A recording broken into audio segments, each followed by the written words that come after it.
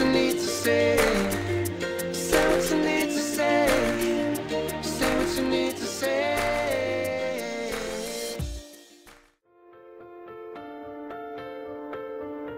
Acara kemuncak bagi Watikah Pelantikan Exco Medik Mesir 2013-2014. Penasihat disandang oleh Muhammad Hazwan bin Muhamidi. Penasihat Medik Nur Faizah binti Hasnur. Penasihat Dentis Amirah binti Mazmi.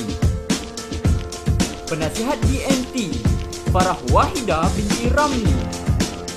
Pengerusi Medik Mesir Yusri Amri bin Yus Arhanum. Timbalan Pengerusi 1 Siti Hawa bin Sazali. Timbalan Pengerusi 2 Nurul Amira Syazalina binti Razali.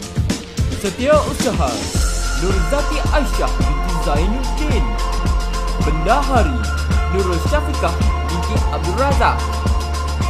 Exco Akademik Medik Ahmad Syafiq bin Nurdin. Exco Akademik Medik Nur Azilah binti Podang. Exco Akademik Dentist Daniel Imran bin Ismail.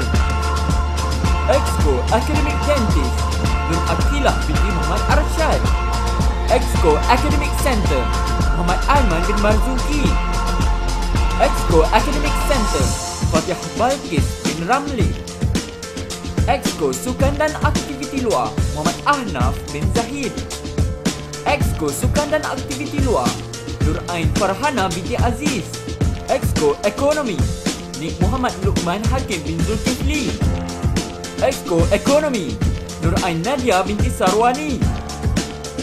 Exco Kebajikan dan Perumahan Abdul Muhammad bin Azman. Exco Kebajikan dan Perumahan Intan Hafizah binti Hamzah.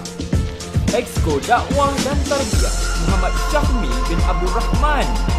Exco Dakwah dan Tarbiyah Ulfa Nadira binti Abdul Latif. Exco Media Muhammad Erham bin Jono.